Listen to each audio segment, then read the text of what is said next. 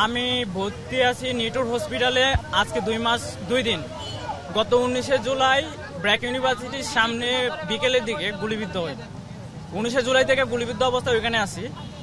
তো যেটার উদ্দেশ্যে মেইন উদ্দেশ্য যেখানে এখানে আসা, কালকে আমরা আহত যারা আছে আহতদের প্রতিনিধি হিসেবে সাইব ভাই চক্ষু হসপিটাল থেকে কিছু লোক নিয়ে আসছিল। আমরা সবাই মিলে কথা বলছিলাম, তাই কিছুজন পাঠাইছিলাম যে আমরা ডক্টর ইউনূসের সাথে আমাদের যে আহতদের আর্তনাদ আছে আমরা শেয়ার করব। জাস্ট ওটার জন্য এখানে সাইব ভাই কিছু আহত রোগী নিয়ে আসছিল যে ওনার সাথে আমরা মিট করি।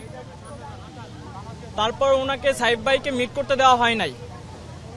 সাইব ভাইকে মিট করতে দেওয়া, হ্যাঁ, এখানে আমার চক্ষু হসপিটাল থেকে আসছে, নিটোর হসপিটাল থেকে আসছেন, ব্র্যাক থেকে আসছে, যারা পা নেই এই পা নিয়ে এরকম আরো 8-10 জন আছে আমার এখানে। আর চক্ষু হসপিটাল থেকে প্রায় 30-40 আসছে, নিটোর থেকে আমরা 20+ আছে। এখন হচ্ছে আমরা আজকে এখানে আসার মূল উদ্দেশ্যটা বলছি আপনাদের, যে আমরা এখানে আসছি কোনো দাবি নিয়ে আসি নাই, আলটিমেটাম দেওয়ার জন্য আসি নাই। আমরা এখানে আসছি ওনার সাথে দেখা করার জন্য। উনি তো ক্রিকেটারদের সাথে দেখা করে, সমন্বয়কদের সাথে বড় বড় মিটিং করে, আমরা হয়তো আমাদেরকে তারা হসপিটালে যাওয়ার মতন দেখার সময় পাই না। আমরা এখানে আসছি কষ্ট করে একটু ওনার সাথে, উনি অনেক বড় মানের মানুষ, উনি এখন চিফ অ্যাডভাইজার। ওনার হাতে আমরা, আমাদের সরকার ওনার হাতে আমরা দায়িত্ব অর্পণ করছি। উনি অনেক বিজি আছে, উনি হসপিটালে যাইতে পারে নাই। আমরা আসছি ওনার সাথে মিট করার জন্য, আর কোনো কিছুর জন্য না। আমরা ওনার সাথে আমরা একটু আমাদের দুঃখের কথাগুলো শেয়ার করবো, জাস্ট এতটুকু। এখানে কোনো দাবি দাওয়া নিয়ে আসি নাই। হ্যাঁ,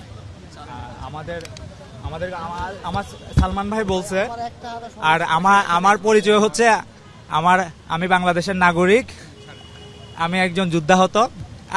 আর পরিচয় যেগুলো আছে আমি এগুলো দিতে চাই না। আমার ওই পরিচয় আপনারা দিও না। আমি একজন যোদ্ধাহত। আমি এখানে আসছি এই মানুষগুলো নিয়ে। আমি গতকালও আসছিলাম এখানটায়, যে সালমান ভাই বলল। আমি আমার কোনো দাবি দাওয়া নিয়ে আসি না এখানে। আমি আজকে কোনো দাবি নাই, কিছু নাই। আমরা চাইছিলাম যে আমি আমার চিফ অ্যাডভাইজারের সঙ্গে একটু দেখা করব, কিছু কষ্ট তার কাছে আমরা শেয়ার করার জন্য, আমাদের কিছু মনের দুঃখ সেগুলো তার কাছে শেয়ার করার জন্য। এই জন্যই আজকে আমাদের এখানে আসার কথা। আজকে কিন্তু আমাদের এখানে আসার কথা ছিল না, বরঞ্চ তাদেরই যাওয়ার কথা ছিল আমাদের কাছে। কিন্তু আমরা চারদিকে অন্ধকার দেখতে পাচ্ছি।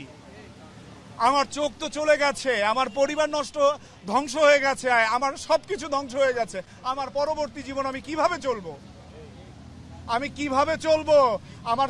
আমার বাকি জীবনটা আমি কিভাবে পার করব?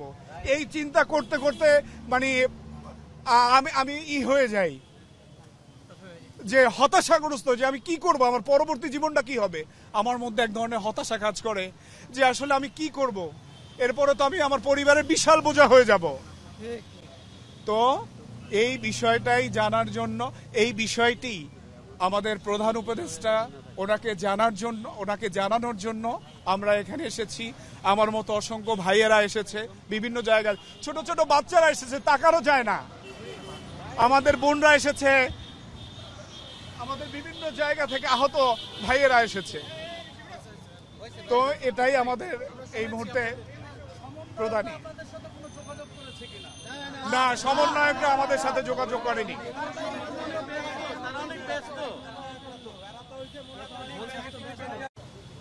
দেখেন, আমার এই ভাইয়ের পায়ের মূল্য কি 1 লক্ষ টাকা? আমার চোখের মূল্য কি 1 লক্ষ টাকা? এখানে যারা আছে তাদের কি এই 1 লক্ষ টাকা নাকি? যারা চোখ মারো। এখন বর্তমান আমাদের যে অবস্থা চোখের, আমি তো চোখে দেখবো না, আমার চোখের ভিতরে গুলিটা আছে, অপারেশন করে বের করতে পারি না। অলরেডি 2 দিন আগে আমার সার্জারি হয়েছে, আমার ভিতরে গুলিটা আছে, আমার চোখের রিটানারি যেটা বলা হয় ওটা ছিঁড়ে গেছে। এখানে কোনো চিকিৎসাই নাই ভাই, এক কথায়। এখানে শুধু মনে করেন যে যেটুকু হচ্ছে লোক দেখানো চিকিৎসা। আমরা বলতে চাই যে আমরা অনেকে এখনো পর্যন্ত মেডিকেলে আছি, যারা ভর্তি আছি তারা মোটামুটি এইভাবে আর কি চলতেছি। অনেকের পাও নেই, অনেকের হাত নেই, অনেকের চোখ নেই, এই অবস্থায় আছি, সবাই আহত অবস্থায়। জি, আমরা চাই ডক্টর ইউনূস স্যারের কাছে, যে আসলে যারা সংসারে যে ক্ষতিগ্রস্ত হয়েছে তার একার পরে একটা ফ্যামিলি নির্ভর করত, বা একটা স্টুডেন্ট সে শিক্ষা আলো নিয়ে গড়ে উঠছিল, সেই মুহূর্তে তার হাত বা পাও হারিয়েছে। এই মুহূর্তে তাদের সংসারটা তো সমস্যার সম্মুখীন হবে। কারণ এখন সেই দেখা গেল যে সেই ছিল একমাত্র উপার্জনকারী সংসারের, তারই একটা হাত বা একটা পা বা চোখ হারাইছে, এখন তাদের ফ্যামিলিটা কিভাবে চলবে?